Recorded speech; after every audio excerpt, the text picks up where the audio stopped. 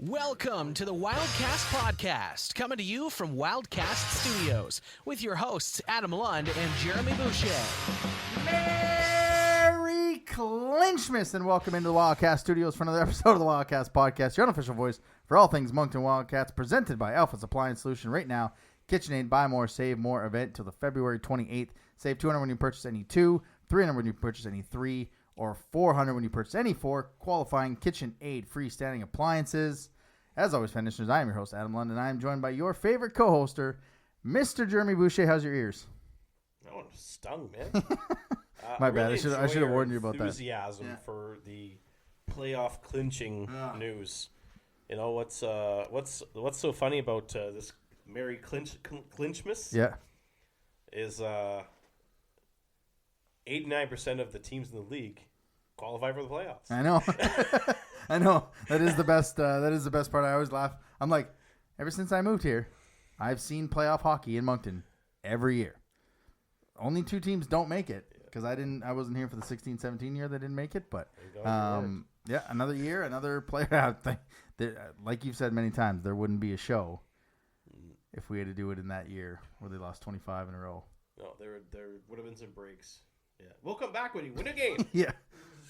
25 weeks later. Actually, I think it was 402 Productions on TikTok. I think that's who had it. Yeah. He had that game, and I watched that, and I was like, I can see why you guys were like, you had it, they tied it, you got it again. Like, that was something. So you know what's so funny about that game? Mm-hmm. And God bless Jerry Green, one of the best play-by-play guys around. Did he ever botch that call? Because the goal that Moncton scored with whatever it was, 13 or 16 or 17, 18 seconds left in that game against Sherbrooke, his call says it's Peltier that shot the puck when it was really Julien Tessier. Oh. He botched the call so bad. And it's just every time you watch that replay, he's like, Peltier, score!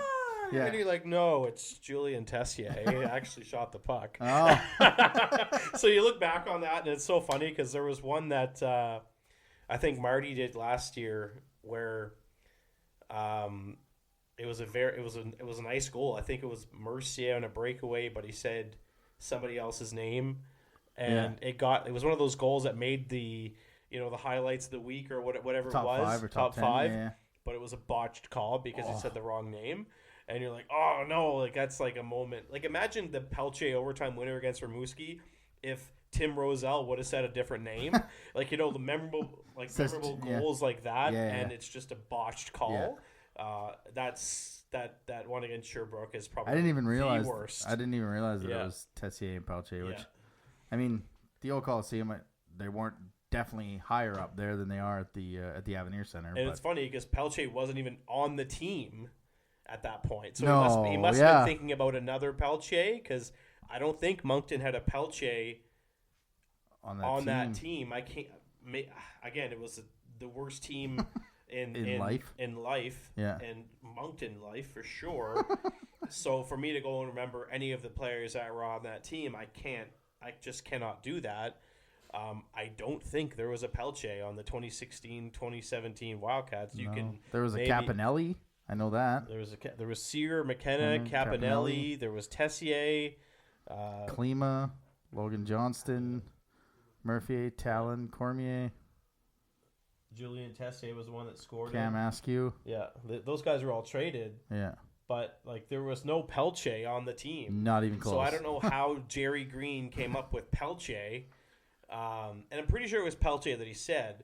But one of the worst botched Wildcats goal calls in franchise history. That's tough. That's especially when the guy's not even on the team. So maybe they're talking about him in the intermission, knowing that how bad they were going to be and the likelihood that they were going to maybe get him with the Lafreniere, Peltier, and who's the other guy?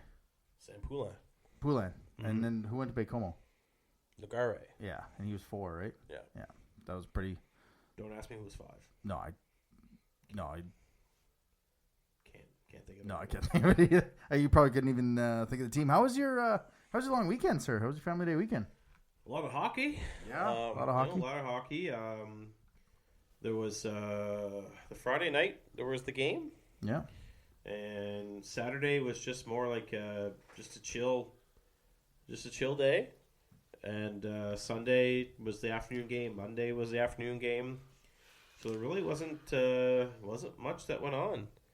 It was just a relaxing day. Saturday was probably, I don't think I got out of my boxers until probably 3:00 in the afternoon. Wow. Yeah. It's not bad. Walking around in the old undies and. It's like that's a good Saturday though. It is, yeah. It's funny. I saw a couple of memes. Man, I need that day off. I'd get so much done if I had that day off. Mm-hmm. Me gets that day off, doesn't get out of his boxers till 3 in the afternoon. or the other one was Frank the Tank back in old school when it come out 20 years ago, and he's like, "Oh, it's a good little Saturday plan. We got Bed Bath and Beyond. We're gonna maybe a little Home Depot. Go look for some paint." And I'm like, that's adulting right now. Like that is a good Saturday, and that's exactly what Layla and I did. I worked until noon on Saturday, and then we headed up to old Francisco and went into IKEA. And guess how much money we spent at IKEA, Mr. Boucher? Keep in mind we haven't been there in like 2 years.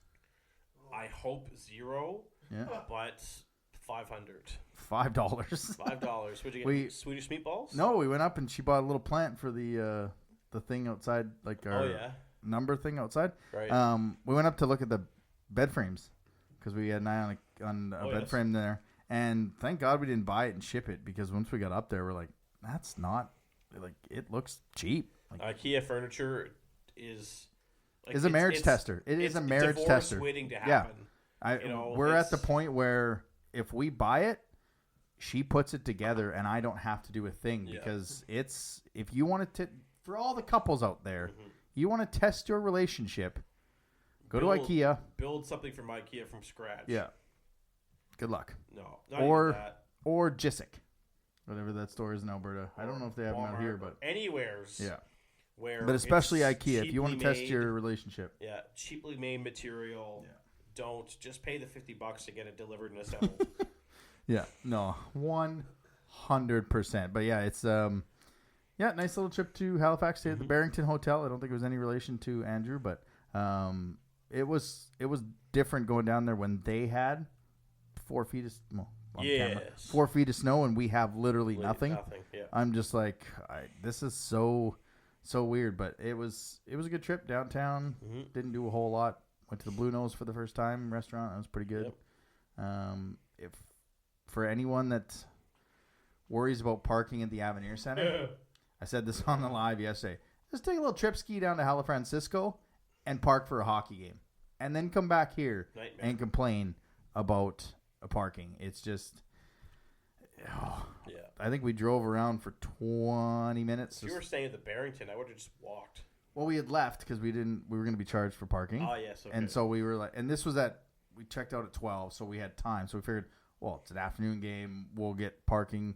We went down to the market, and by the time we got there, we're like, we were going to pay for parking and then walk around for 10 minutes, turn around, go back to the rink. And by the time we turned around and went back for the rink, we ended up just staying at the hotel that we were at. But, nowhere to be found. I couldn't do it. They had a pretty healthy crowd there Saturday. They did. Sunday too. So they did. It's an event.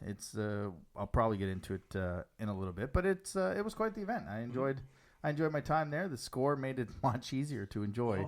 We'll get into that. Yeah, we'll get into that soon. Don't forget, as always, you can follow us on the social medias: Twitter, Moncton Wildcast; Instagram, Wildcast Podcast; TikTok, Wildcast Podcast. And like we explained on the live to our friend Kyle, we do have a YouTube page. You can go there. You can like, you can subscribe, you can hit the bell. You'll be notified when the podcast post games come out, as well when the podcast comes out. Here is our quick question from our good friend Ryan.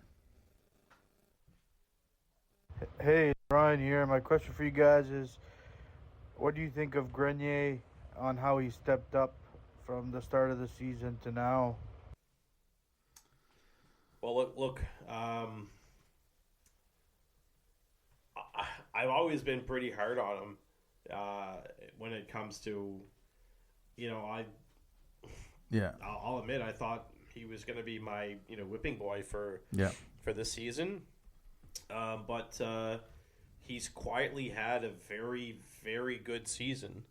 And, yeah, there has been some times where, like everybody does, there's the bakery. The bakery opens up. But offensively, I don't think you could ask for anything more from him.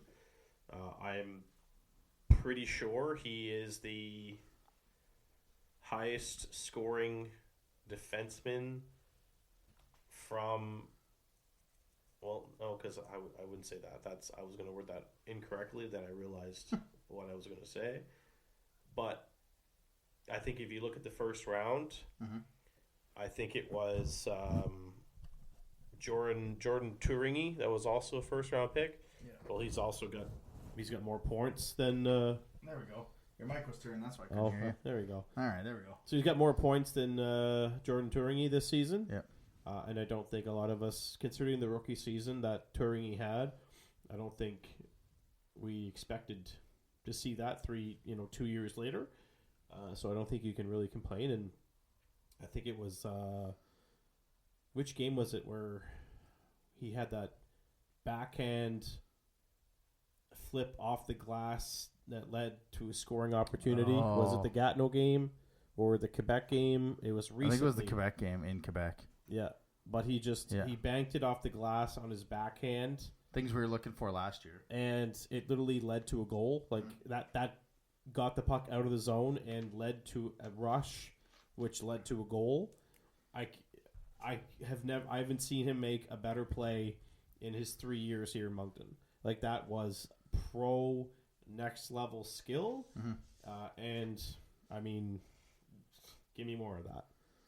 Yeah, admittedly, I'm the same as you. We've had many conversations up in the booth.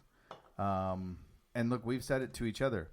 His play from inside the red line offensively is fantastic. He's got 10 points in the 9 games this month. He's got an 8-point or a 6-point streak going right now. And he's playing power play 1. Yeah. And you talk about that play where he flipped it off the glass and out.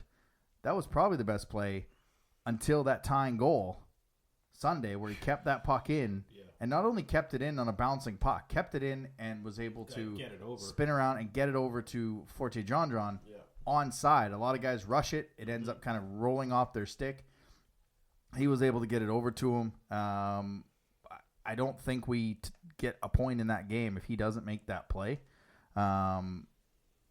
Admittedly, I mean, he came here as the piece in the Daou trade instead of a first-round pick. He came here as the first-round pick and had a pretty good season, but then they drafted Morin, and Morin just took off offensively, and I think Grenier very much got overshadowed by that, especially playing in that bottom pair. But, we've had some chats, and we've had some chatter about, better defensemen in the league than him right now, and looking towards having him in the league or on the team. And he's just been a very good player quietly. A goal, 9 assists, 10 points in the month of February. He's stepped up, and I think it has a lot to do with the added ice time on that power play. Yeah, and being able to play that power play 1 when Morin has had a bit of a tough stretch. No, for sure. He's really progressed. I mean, yeah, like, look, he's got 10 points in the month of February, and he only had 3 points in the entire month of January. Yep. That's like and I didn't even realize it until I was looking through stats today, and like the league stats of like point streaks. He's up there. Some's up there. Denway is up. I'm like, Grenier's got 8 points and what? Yeah, got a 6-game point streak. Like you would have never known. That's what happens when you let an offensive defenseman be an offensive defenseman. There's going to be success. Imagine if the Colorado Avalanche suddenly told Cale Makar, "We want you to be more defensive." Yeah, they'd be a completely different team. Yeah, you have to allow your players to play to their abilities, and I think that's God love the Flames, but I think you gotta let Mariah loose here. You gotta let him start playing his game to get the numbers back up where they should be. Yeah, I'm all about developing a defenseman to be a defense, but they take a lot longer than a forward. That's like the Islanders telling Dobson not to play Yeah. offensively when he was playing with Miranda, Yeah. right? Like that. It took him a while to get going with his game. Just let these guys play, and I think the big thing is they allowed Grenier to a little bit of a bigger role. I think when he got on to power play 1 with Moran in the lineup, that is when he kind of took over, and him and AFG have been a pretty good pair. Yeah. This last Talk about 4 players games. that have taken off. Yeah. I mean, we went on a big rant last week about accountability and certain guys maybe watching a game from the stands. We held the players Are accountable. We really starting to eat our words a little bit since that, because I mean, Fortier Gendron's on a ripper right now, Which is fine. We had a lot of that in the first couple of years of this show. We couldn't get a prediction right. Yeah. If that's what it takes to get this team on some wins, I'm good with it. But yeah, like both him, we're holding other players accountable.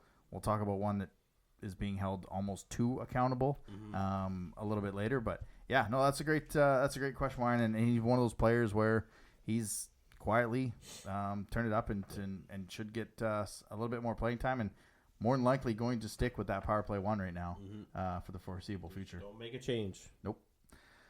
All right, let's get to some news and notes from around the queue. News and notes from around the queue. Chicoutimi debuted some nice new jerseys. I've always liked their jersey, especially that gray one. It's nice, but they've got the orange coming out, brand new logo. They're having their First Nations night tomorrow versus Victoriaville, debuting the jerseys. It's just something are they the first ones in the queue? No, Cape Breton, I'm pretty sure. Oh yeah, Cape Breton's had done it. One, but maybe Quebec, this season or last season. But other than them, I think they might be the first Quebec team. Yeah, I believe they probably are. I could be wrong, but I don't remember ever seeing a Quebec team, honoring Indigenous cultures and First Nations cultures, and other than Cape Breton. So it's good on them, and it's I don't want to bring it up, but they've come a long way in 20 years. And yeah. Anybody who's listening to this show will know exactly what I'm talking about. I was gonna say you could probably just go find that out if you just want to just Google that. Just search on Google Ted Nolan Chicoutimi. You'll know what I'm talking about. That's all you need to know. Okay, perfect. Ted Nolan. Okay, cool. It's funny though, like watching all the Oilers games. It's not funny, but you watch the NHL games. The Oilers. Huh? I wish it was funny watching the Oilers. It started out being funny watching the Oilers. The Oilers, the Jets, the Flames, a lot of the teams, they do the land recognition. Yep. They did the land recognition for the top prospects game. Yep. But we don't do that for the Wildcats. And when they opened the building, they literally incorporated the First Nations into the ceremony, and that was about as much as you can get. I don't know why it's not done more. I think should be done more. It should be done more. It should be part and part. It's so simple. You just put a video up, 30 seconds. The Oilers, and I say the Oilers because I watch them all the time. You watch the Flames all the time. Before the anthems even come up, they just acknowledge the land they're on, and that's it. It's just a simple video. They went to practice in Elsie Booktook and how to practice at their new arena, and that would have been an excellent opportunity for NHL legend Everett Senepass to record a land acknowledgement for it to be played, at before each game, and it wasn't done. It would be nice if it was done in the future. Next season would be nice, and that's just maybe for anybody listening that has a leg up or some push within the organization to maybe get that done, because you're right. It's when we're playing in an arena like we have, it should be easily something incorporated before the national anthem every game. Yep. Yeah, and you've had back-to-back Pride nights in the years. Now it's time to start incorporating this. But let's hope it's something that we have coming down the pipe. Former Moncton Wildcat defenseman Samal Lacoute, and Genevieve Servette? What? I don't know. What was his team? Oscar Mayer winner? Genevieve Servette. That's the team he plays Genève for. Servette. Yeah, I butchered that. Beats Skellefteå Ak of Sweden. So the Champions Hockey League. Silent. Skellefteå. Yeah. All right. Perfect. The CHL Champions Hockey League.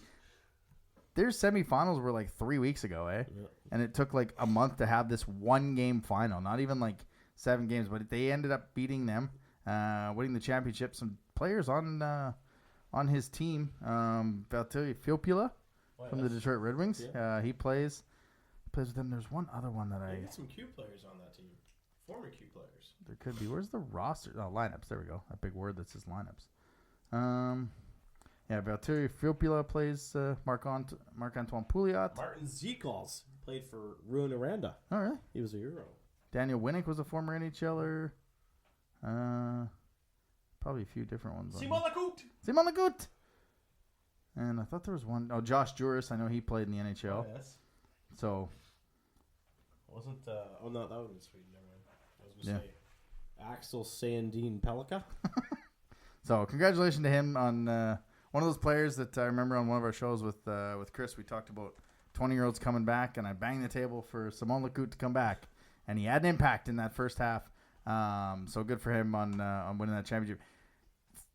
For those that are listening, you go to their Instagram, GeneveseRvettte. Best power play in the world. Is it? Yeah. That's what they, on their Instagram, they bragged about having the best power play in the world. That's awesome. You go look at some of their stories and their posts. Like, that looks like a hell of a fun atmosphere to go to any of those. And you see it at the Spangler Cup and stuff like that. But to see a home game, go look at their story. Like, they had a full-on drum line in like a covered thing that I can't. The word's escaping me right now, but yeah, it just looks like a fun atmosphere to go play in Switzerland. So, I enjoyed their brag about saying they have the best power play in the world. that is something to. That is. That's amazing. Yeah, that flat out is amazing. We have the best power play in the queue, but to have the best power play in the world, congratulations. All right, QMJHL Team of the Week, Olivier Hood from Cape Breton, 2 games, 3 goals, 2 assists. Justin Charbonneau, Blainville, 3 games, 3 goals, 4 assists. Igor Gorionov from Victoriaville, 2 games, 3 goals, 1 assist. Xavier Vanu from Armada, 3 games, 1 goal, 4 assists. Petrus Boulens from Chicoutimi, 3 games, 2 goals, 1 assist. Riley Mercer from Drummondville, 2-0, 955 save percentage, and 1.5 goals against average. The player of the week, Justin Charbonneau. So finally, a player that didn't play Moncton didn't make the team of the week. Olivier Hood. No, it was Charbonneau. He's got the yellow around him. Oh, but there's always a player. Oh, yeah, there's always a player that plays Moncton plays against on Moncton, that. it's on But team of the finally, week. it wasn't the player of the week that that's was true. that played Moncton. That was a good time to break that streak. All right, let's finally talk about this team after some wins. This should be much more exciting. Let's get the weekly rewind. Weekly Rewind.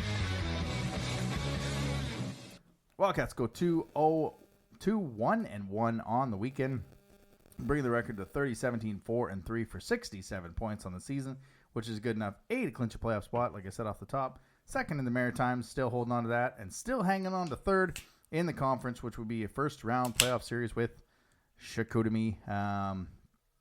What do we got here? An encouraging Family Day weekend. After the Cape Breton, we just forget about that Cape Breton one. No, we can't forget about it. I know, we'll get there, but No, when you wait. We have to recap that game, but we have to do it in 32 seconds or less, or the Eagles will score 3 goals on us. Yeah, I was gonna get to that after saying on the weekend when we play like we can play, we are tough to beat. But yeah, Wednesday, just the Wildcats were in this, and then the franchise record of 3 goals in 32 seconds in the second period. And we were talking to each other when that happened, and just not only is that probably an Eagles franchise record, it's got to be close to Q. It's probably a Wildcats record for the fastest 3 goals allowed. Yeah. That was different. I don't really know what to No, say and about that. I felt bad on the last one because it went off Warren's glove and up over top of him and behind him. Like, just one of those freak plays. I mean, 98% of the time he's going to catch that puck, and it's not going to be a big deal. The thing I wondered about is you had the 2 goals in 26 seconds. Where's the timeout? 2 goals, 26 seconds, timeout, settle the team down.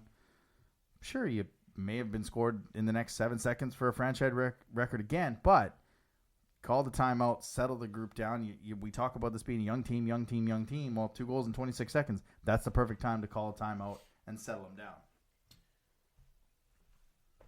Yeah, but at the same time, it's how often have we seen timeouts used in recent years? So I think he gets a per diem bonus when he keeps them. He just keeps them and then trades them in at the end of the year. It's part of a bonus. Possible. It just that's basically that sums up the game. You know, it's as much as giving up 3 goals that fast sucks. You also have to rely on a save here or there. Yeah, and it just it didn't happen. And you know, we saw that game and we were like, oh, you know, here we go again. You know, it's gonna be one of those weeks. And you know, you got you were like, oh, you know, you got a winnable game against Gatineau, and I felt bad. I felt miserable going into that game against Gatineau. Didn't want to go to the game. Mm-hmm. That's what happens when you play against Cape Breton. Well, it starts to wear on you too when you've got 8 of 10 and you're in a game, you're leading, and then boom, it's over. And in the second period, and you just know that the wheels fell off. The wheels, they fell off. But you know, most times this year, I think they're 2-12 after when they don't have the lead after 40. But when they give up 3 goals in 30 seconds, you know they're not coming back. It does not matter. They changed goaltenders, which was nothing on Warren. I think if it would have been the other way, they probably would have changed goaltenders the other way. Mm-hmm. But you get to the Gatineau game on Friday, and it was just like our season. I said to you, that's about as good as I've seen in the first period, and then as bad as I've seen in the second period, which really is quite normal now. They went from outshooting them 12-8 to 10-3, and then took the game over, outshooting them 15-3. And if not for a high stick goal, the game's tied 2-2 after 40 minutes. Yeah, and I think Connor Tredham said it best himself. Like, when he scored that goal, that was, you know, that's a late goal that changes the momentum. And honestly, if I don't think he gets that goal, I don't think we win the game. No, you know, it's Gatineau would have been controlling the third period, and that was a gut punch to them. And so I think it was it was nice to see us gut punching someone instead of being gut punched. True. That's true. It was a very, I mean, it was a needed goal, and it's funny to say that, but I mean, it's almost like, you know, if you look at where things have been recently, you could almost call it, you know, maybe one of the bigger goals of the year. Yeah. If you want to look at it that way, from someone who doesn't score very often. So nope. And that's how you're going to have success in the latter parts of the season in the playoffs. You need to get scoring from. It's going to be scoring by committee, because once you get into the playoffs, you know, there's matchups are going to loom bigger than what they do in the regular season. Yeah. You know, it's going to be this line against this line, that line against that line. And if you can get your fourth line going, and it went going, Sean Carrier was contributing offensively in these games as well. Like, these are guys that probably going to need to step up a little bit. And if they can, you know, if that third line and fourth line get going, it could be a very promising, you know, what are we at, 12 games left, something like that. That could be the difference in these next 12. And I think that's why Collard's kind of been why they split the MCL lineup. Because I said about a month ago, our top 6 I would have put up against any top 6 in the league, but it was our bottom 6 that we needed to come back to give us some juice. And I think Collard with you've seen him kind of take off. Trenholm has scored when he's needed to, but you've got some balance down the lineup, and even Gabe and Trenholm and Sumpf, I think it was that line. Like they were, what are they, plus 44 or something like that, plus 24. You're getting the balance. They just weren't getting the W's in Quebec, and they were tied against Baie-Comeau. They had the lead against Drummondville, so there was signs of it. But what I took away from this one, going into the weekend, I think if you ask a lot of fans and asked you, you weren't excited over a random win over Gatineau when you had the weekend coming up with Halifax, right? Like if you ask fans, you got 2 games against the Mooseheads, how many points do you think you'll get? If you ask 100, I think 90 of them would say 1, if that, right? And if to me it felt like that one was like the St. John. They got that random 7-0 victory over St. John, and then they went on the road and lost the next 4. Yeah, like that's what this felt like. Luckily, we was wrong. The trend continued for the road teams having success in this season series. Moncton had an 8-2 thumping of the Mooseheads, and then 24 hours later, tough loss in overtime. It's crazy how, as good as they looked on the road, where everything went right early on in that one, everything kind of went wrong, and it you look at both games, and it was special teams. They were 3 for 5 in Halifax. They couldn't do anything wrong. They had puck movement. They moved Sump into the bumper position. They used him as a decoy for a pass on his first goal. And then you look at the Halifax game.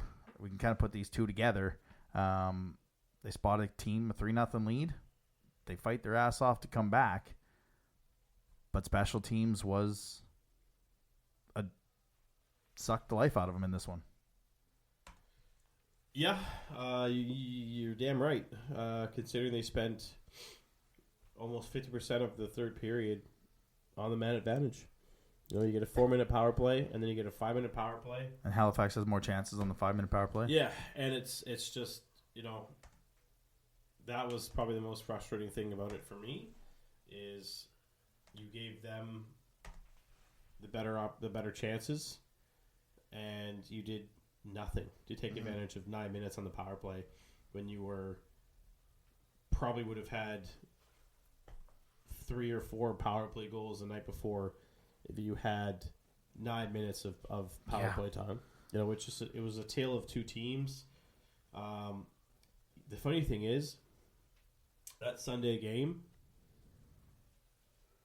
it's crazy how strong Halifax came out in the first 2 minutes. I think they had 4 quality shots on Steinman or Warren.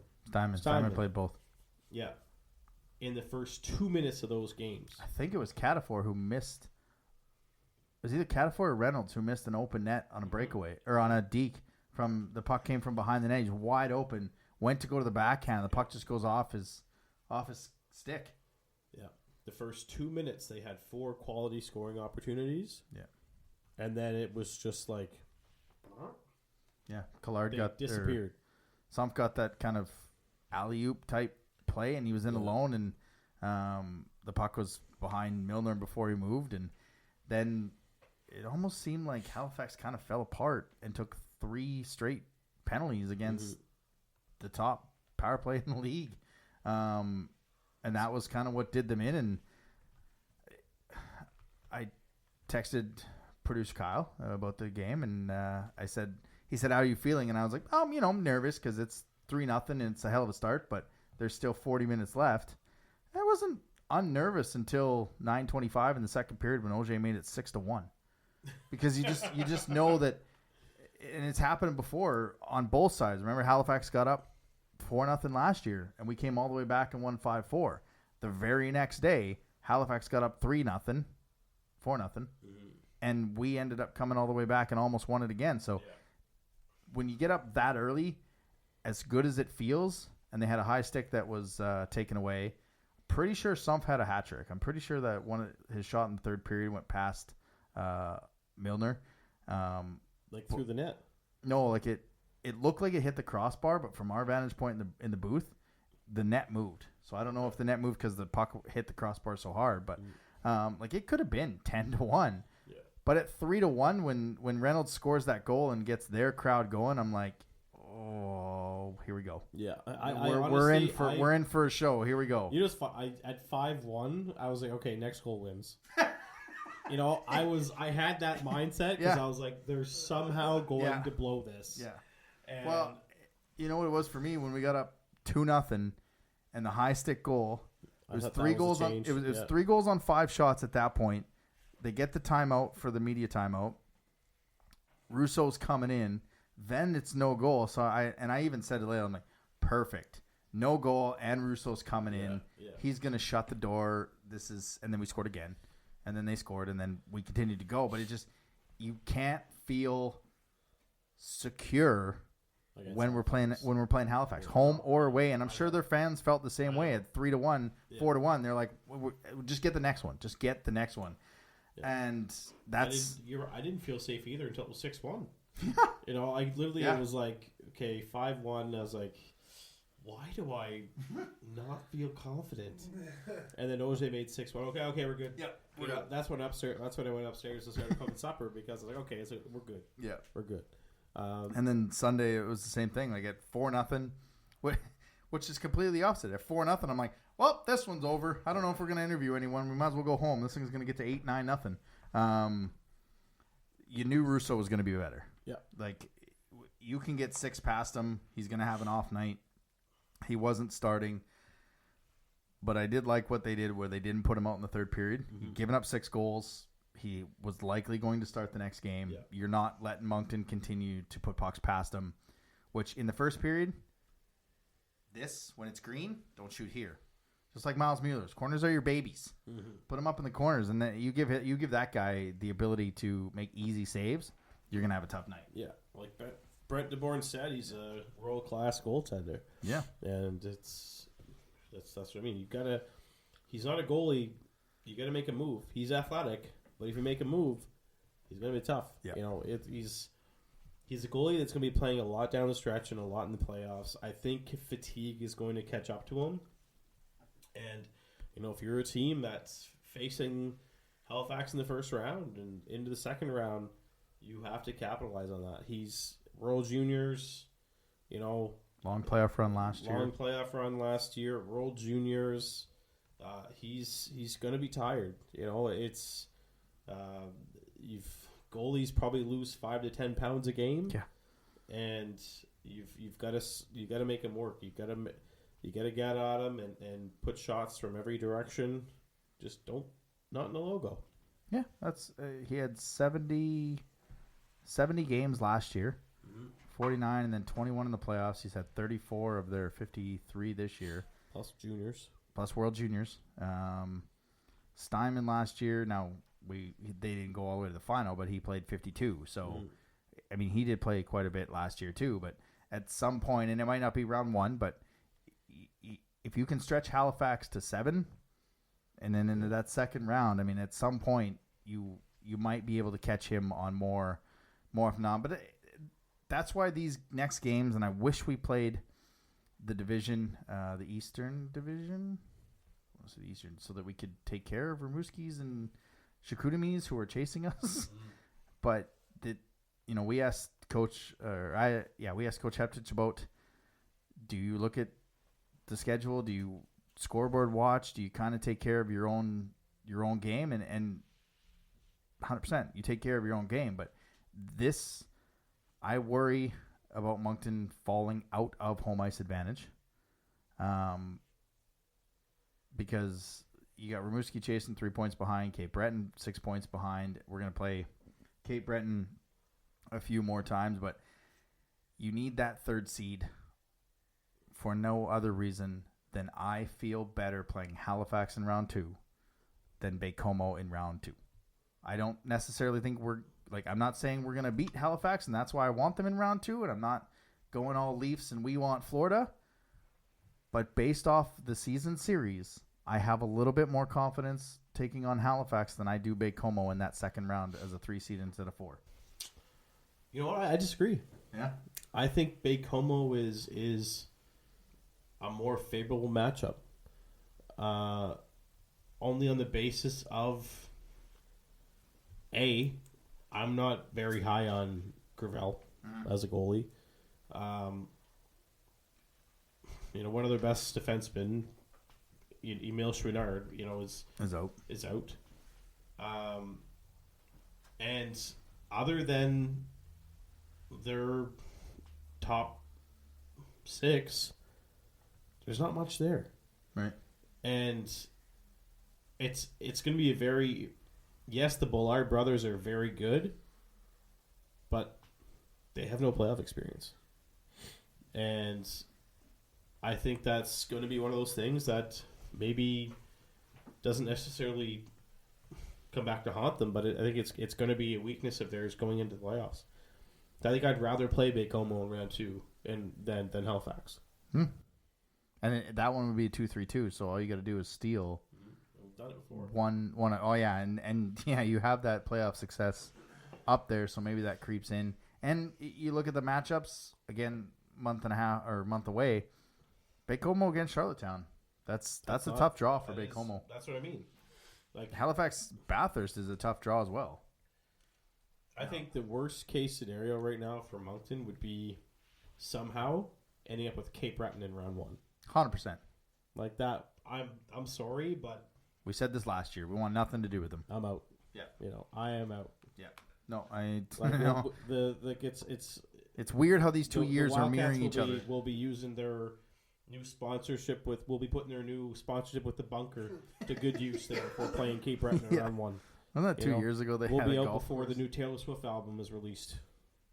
Yeah, you won't get birthday hockey again. No. Yeah, no, that's a matchup.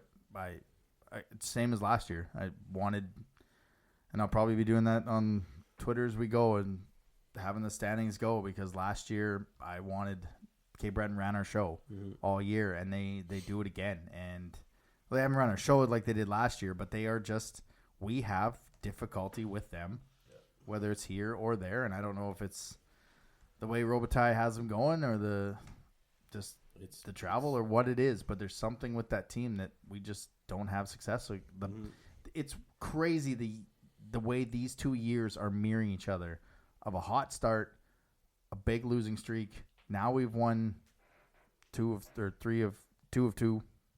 I guess. And we don't want to play Cape Breton. No, I don't want anything to do with them. Like I'm even worried about playing Bathurst. I'm worried about playing anyone in our division. Like, you play so many games against your division. This is why I wish that the schedule, and hopefully it comes down as a little bit more balanced, and we'd have a chance to play a Rimouski, Chicoutimi, Quebec one more time out of that Eastern Conference. Play Baie-Comeau 3 times. So, that's a 4-point swing. We can, if we beat Rimouski, we don't have to worry about it. If, less games against your division, because that just gives them more opportunity to have success against us. Yeah. I know it's still very possible we play Cape Breton in round 1. Brent DeBourne thinks they're going to match up. And I'm not going to get into playoff predictions. No. We got time for that. Right now. But I'm telling you. Like I said. We're not going to get into it, but that silence speaks volumes. Speaks volumes. Getting into yesterday, it was good to see Sean Carrier get a goal after his ass was benched for one mistake. One. And he's on the Mercier trajectory, which is fine. Mercier has turned into a really good player, but I don't know how your 6th overall pick is sitting in the middle of the bench, separating the forwards and the defensemen after making one mistake on, I believe, the second Catafort goal. Good on him for responding, but there's a guy on the back end that made a few mistakes in overtime on the Levesque breakaway that can, and he had 3 assists, so maybe points trumps that. He is one of the top defensemen, but man, we want the players to be held accountable, but at some point you have to hold both sets accountable, whether it's a 4th line forward, a top line forward, a 4th line or 3rd line D, or a top D. Yeah. You have to hold them accountable, all of them. You're right. I don't get it. I don't even. Was he benched or was he hurt or? Nope, he was flat out benched. Flat out benched. Okay. Yeah, he sat down in the fighter role, the old goon role, where you sit between the forwards and the defensemen, and you're the break, so people know who's coming out next. Because the second shift, it was Lounsbury, Trenholm, and then Cormier, and then it was Loshing, Trenholm, and Cormier. And once Loshing gets on the fourth line, you know that someone's sitting down, and he sat the rest of the second period or the rest of the first period. Yeah, that's. And I don't understand it. Gonna happen. He's 16, but hey, it's. But he's not the only one to make mistakes. I know. It's a weird way to hold players accountable. Yeah. And that's how things are going to be. Then that's how things are going to be. You're going to have to learn from your mistakes. And yeah, good on him for. I just worry, Jeremy, that he doesn't want to be here next year. Oh, he's going to be. You know here. what I mean? Like his brother plays on the team. Dinoye. Oh. That took me a minute. I was like, what? Yeah, I got it. His brother. They're brothers. Yeah, no, 100%. Brothers. Yeah, no, I got you. He's going to be back. He's going to be fine. He's going to have a bigger role next year. He's probably going to score 20 goals next year. That's my prediction. Yeah, he's going to have a nice all the way up to the top. I just hope he'll have more goals next season by Christmas Day as a season. Perfect. That's all I want to see. You don't think there's going to be any discipline on Catafor, eh? Any supplementary? I personally don't. I think the game was enough. Well, we were sitting next to the Mooseheads brass up there. Monday. And it was a shoulder. It was a shoulder to the head. Yeah. What's he supposed to do? Just let him skate by when he skates and puts his head down, and you just let him skate by? I've never heard 3 guys be so damn excited over an overtime goal. Yeah. Than those 3. Yeah. Cam Russell, Allie McDonald, and Joey Perricone. Yeah. Because Cam Russell's like, sweet, I don't have to fire my coach. Because according to Andrew Barrington, there's going to be another coach fired before the end of the season. I think according to half of Moose Country after Sunday night. Jim Midgley's the candidate. Yeah.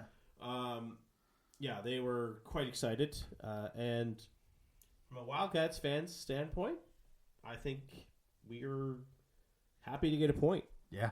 After being down 4-0. I think that's the easiest way to really sum up that game. And to sum up the weekend, to get 3 out of 4 points, when I think if you ask 100 fans how many points they thought the Wildcats would get. 5 of 6. 1. 5 of 6 in 3 games in 4 days, I think is very good. Yeah. And now it shifts to a tough week against Bathurst tonight, I guess it is. And then back-to-back games against Charlottetown. Is this show coming out Thursday? Coming out Thursday. I can't put the producer under this much pressure. Come on. We're recording on a Tuesday, man. What a slacker he is. If I hadn't tried to do it once and it was bullshit. Yeah. You know what it is? The fans demand a Wednesday release. It's coming out Thursday. So tonight against Bathurst, who we've had trouble with the past 2 games, and then just literally shut down the one line. Shut down their one line. Yeah, it's not hard. Milos Rollins is 6'6". He's not 9'6". Nope. Put Gabe Smith on him. You want a player that needs to be held accountable for his unsportsmanlike. Well, I nothing against him going after Catafor for the hit. Nothing. No. Dylan McKinnon and him roughing it up, that's fine. But why would you take the extra 10? Let's just skate away. Let it happen. It is what it is. But again, that comes back to the accountability of some guys are allowed to make mistakes. Some guys are nailed to the bench when they make mistakes from the guy behind the bench. But these 2 teams in Bathurst and Charlottetown, you look at them and you're like, oh, well, they're below us in the standings. Yeah, well, they're fighting for playoff spots, and Charlottetown is tracing Bathurst in the playoff race. So these 2 teams have something to play for. A 5-point advantage for Bathurst over Charlottetown. So there's no, other than maybe St. John, These are all going to be tough games for the next month. Mm-hmm. Can't take them lightly. Nope. You got. We've seen what can happen when you take Bathurst lightly, and we've seen what can happen when you take Charlottetown lightly. Yep. There's a game that I never feel confident in either. Yeah, and that's what. Yeah, I think it goes back to our interview with Heptich. It's yes, the players have to. They have to be the ones to perform on the ice, but the coaches have to be the ones to make sure that they are playing 60 minutes. Mm-hmm. There's consistency is going to be so important down the stretch if you want to maintain where you are in the standings. We still have those 2 games in hand. I understand it's going to be tough to catch Halifax at this point, but there is still a chance we catch Halifax. Do I think it happens? No. But I think we have to maintain. I think it's critical that we maintain third in the conference, and so you got to win the games that you're supposed to win, and because Cape Breton's probably got an easier schedule than we do this week. I think they play Bathurst twice and St. John once. I think. Yeah. So it's they're. I know Lever had a monster game against Cape Breton on Monday. Need it again, bud. Yeah. That's yeah. Pretty, yep. So we're gonna need. You're bang on. Charlottetown. They got 3 home games this weekend. Charlottetown, Bathurst. Yeah. So you're gonna need some. So that little we're 3-team nice series is going to determine third Oh overall. yeah, like we could be coming here next week sitting in 4th. Yeah. Or 5th. What does Rimouski have? Rimouski has Baie-Comeau. Oh, thank God. Okay. And Baie-Comeau. Oh, thank God. Okay. All right, Baie-Comeau. Do your thing. Yeah. Row. Yeah. Row. Yeah, Row. Exactly. Row. You look at the 2 teams coming in. Charlottetown, they've won 2 in a row.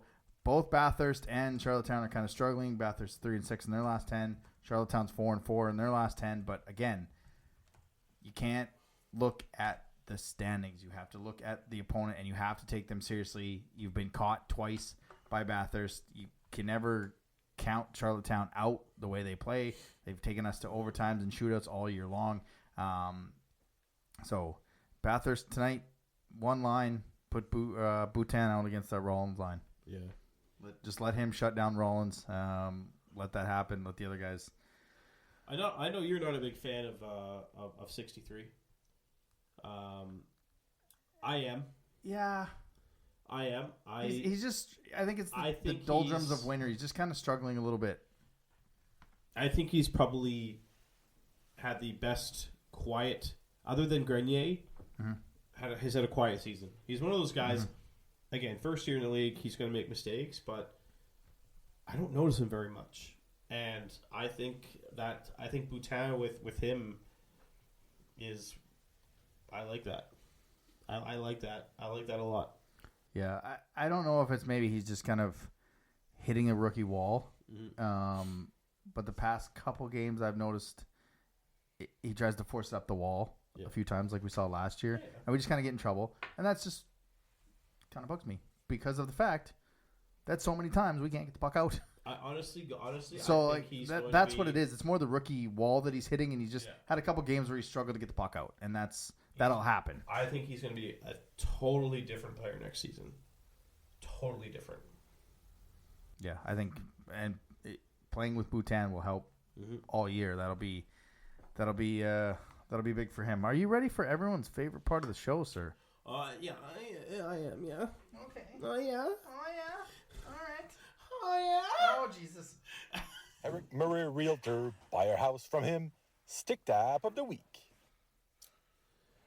Well, folks, here we are. Another week, another day, another dollar. Speaking of dollars, you know how to save money on groceries? Chef's Plate. I gotta give it, man. I've tried all these little food delivery boxes things. This Hello Fresh and Chef's Plate, the red one, right? Yep, and Good Food and Chef's Plate.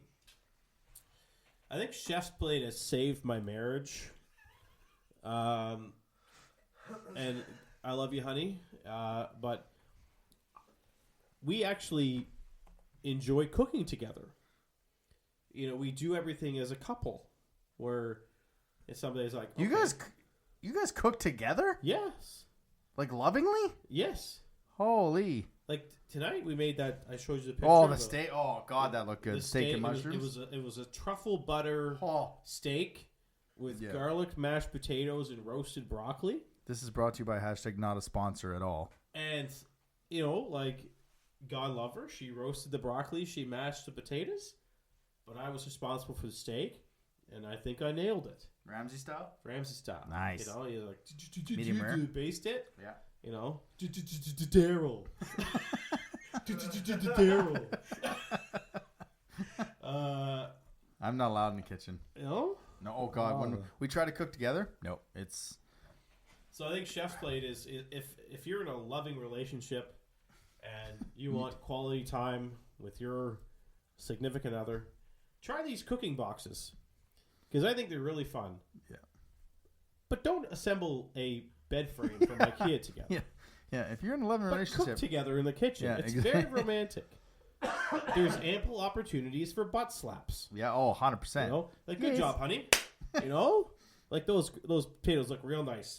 Yeah, Like it's a good opportunity to show your love for your partner, and I enjoy them. They're I've actually figured it out mathematically.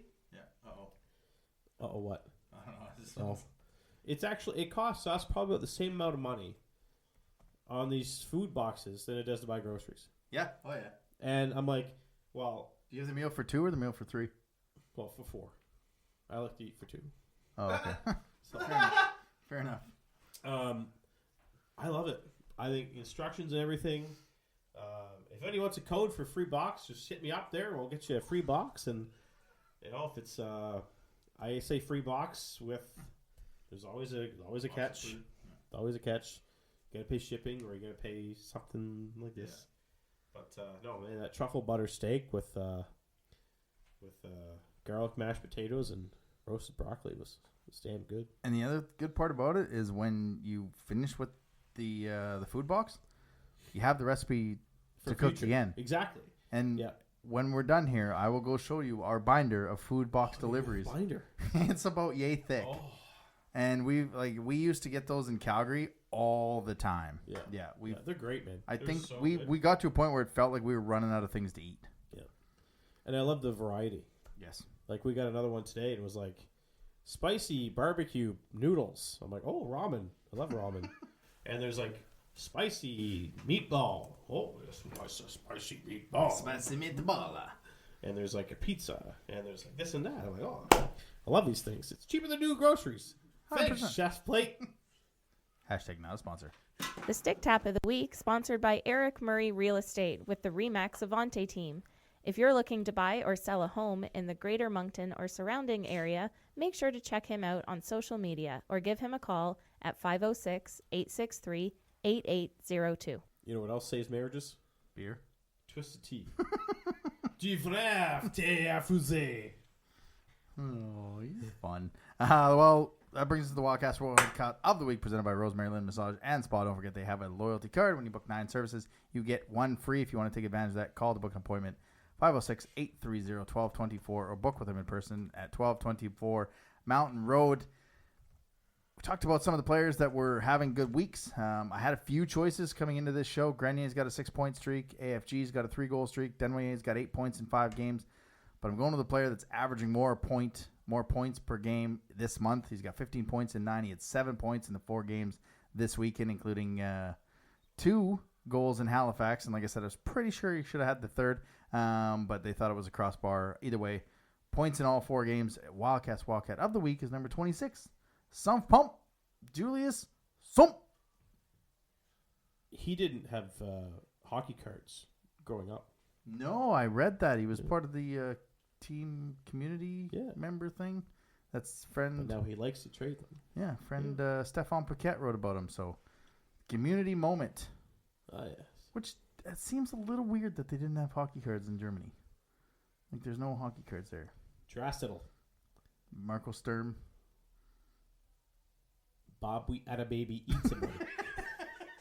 Yeah, but it's kind of, and that's the cooler thing about the Euro picks coming over and experiencing new things. He never had a hockey cards growing up. He gets to trade all the hockey cards, including with his director of hockey operations, who almost has a full set of Tim Hortons trading cards, Richie Tebow, which is in the article. Oh, is there? Yeah. Oh, where was it here?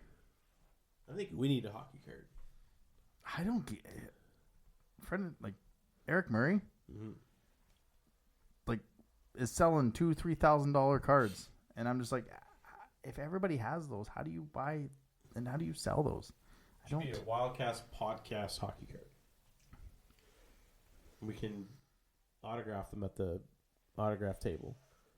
That one time. One of these years we're gonna one of these times we're gonna show sit up. down at the table. Yeah, just in case you're listening to the show. One of these times we're gonna sit at that table with our own see pictures. if anybody notices. And sign some pictures. Yeah.